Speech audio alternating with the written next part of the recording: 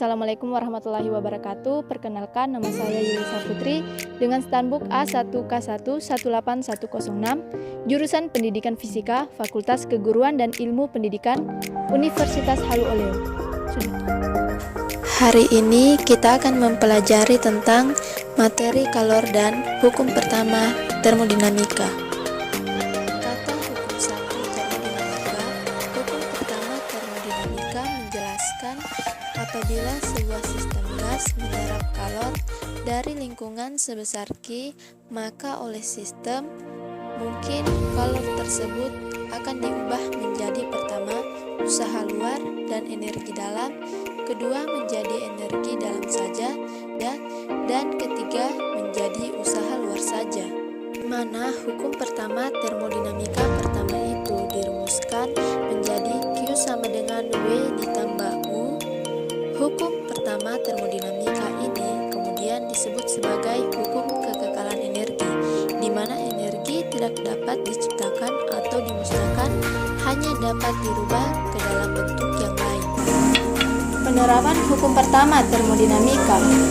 Penerapan ini kita menganggap bahwa konsep energi pertama kali dibahas dalam bentuk gas monoatomik, di mana ketiga gas monoatomik energi di dalamnya atau U dirumuskan sebagai 3/2 NKT sama dengan 3/2 nRT. Pada sistem yang memiliki suhu yang berubah dari T1 berubah menjadi T2, maka perubahan energi dalamnya bisa dituliskan sebagai delta U sama dengan U2 dikurang U1 sama dengan 3/2 NK delta T, atau delta U sama dengan 3/2 NR delta T. Pada persamaan gas ideal, kita masih mengingat bahwa P kali V sama dengan nRT. Maka nRT yang ada di sini bisa dirubah menjadi P kali V. Karena di sini delta T, maka bisa digunakan P kali delta V. Sehingga delta U sama dengan U2 dikurang U1 sama dengan 3/2 P2 kali V2 dikurang P1 dikali V1 sama dengan 3/2 delta P dikali V. Penerapan hukum pertama termodinamika pada proses termodinamika pertama yaitu proses isotermal.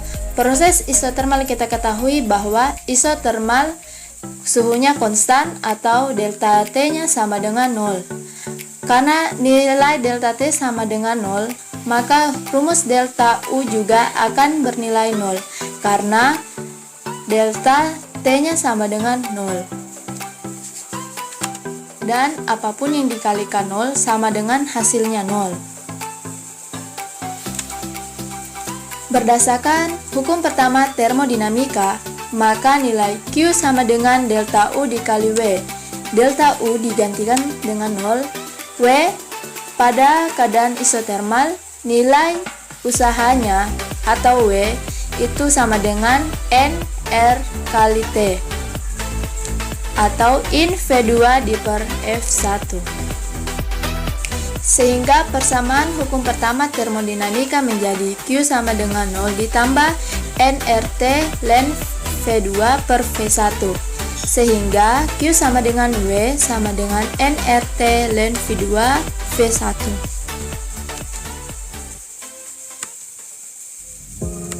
Kedua yaitu proses isobarik. Isobarik kita ketahui bahwa tekanan konstan, maka delta P-nya sama dengan 0. Sesuai dengan hukum 1 termodinamika, maka Q sama dengan delta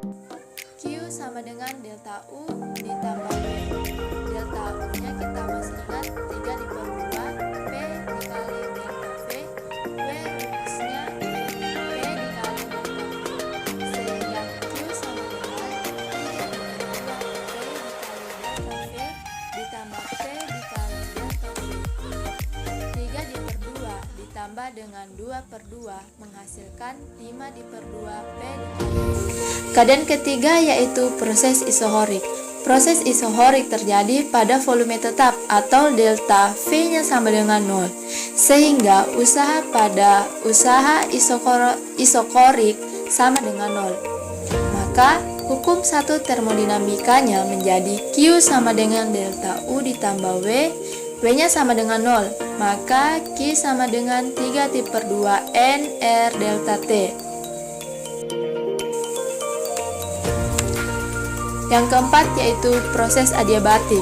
Dalam proses adiabatik tidak ada pertukaran energi antara sistem dengan lingkungan, sehingga nilai Q sama dengan 0. Maka hukum pertama termodinamikanya pada proses adiabatik yaitu menjadi Q sama dengan delta U ditambah W, 0 sama dengan delta U ditambah W sama dengan min delta U, W sama dengan min 3/2 NR T2 dikurang T1 sama dengan 3/2 NR delta T.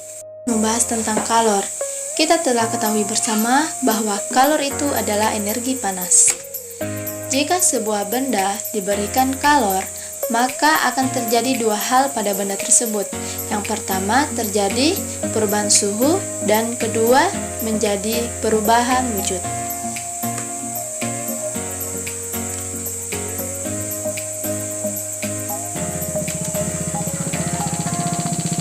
Terjadi perubahan suhu berarti akan menjadikan rumus kalor menjadi Q sama dengan mc delta T. Sedangkan untuk perubahan wujud, rumus Q akan menjadi Q sama dengan M dikali L, di mana dengan catatan C air bernilai 1 kal per gram Celcius derajat Celcius, lebur es sama dengan 80 dan kalori per gram derajat Celcius. Selanjutnya kita akan membahas tentang asas Black. Asas Black ini menyatakan jika dua buah benda didekatkan, disatukan, maka benda yang bersuhu lebih tinggi akan melepaskan kalornya, sedangkan benda yang bersuhu lebih rendah akan menyerap kalor, sehingga terjadi keseimbangan thermal, yaitu suhunya sama. Secara sederhana, asas Black ini dituliskan menjadi kalor lepas sama dengan kalor yang diserap, atau Q lepas sama dengan Q serap. Selanjutnya yaitu perpindahan kalor. Perpindahan kalor itu terjadi menjadi 3 perpindahan. Pertama yaitu konduksi. Kalor berpindah secara konduksi berarti kalor tersebut melalui zat perantara tanpa disertai dengan perpindahan partikelnya. Contohnya yaitu ketika kamu memanaskan sebuah besi, ujung satunya yang kamu panaskan, maka ujung yang lain ikut memanas, sedangkan besi tidak mengalami perubahan apapun.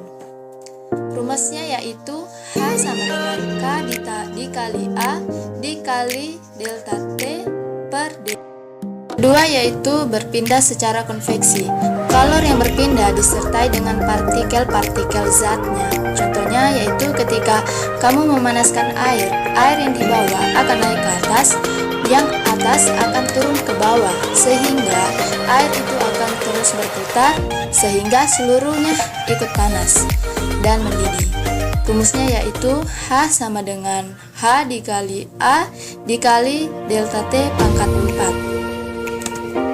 Yang ketiga yaitu secara radiasi. Perpindahan secara radiasi yaitu perpindahan kalor yang tidak memerlukan zat perantara atau medium. Contohnya yaitu sinar matahari. Panasnya matahari bisa sampai ke bumi. Panasnya api unggun bisa kita rasakan tanpa perlu menyentuh api. Rumusnya yaitu H sama dengan A dikali E tau T pangkat 4.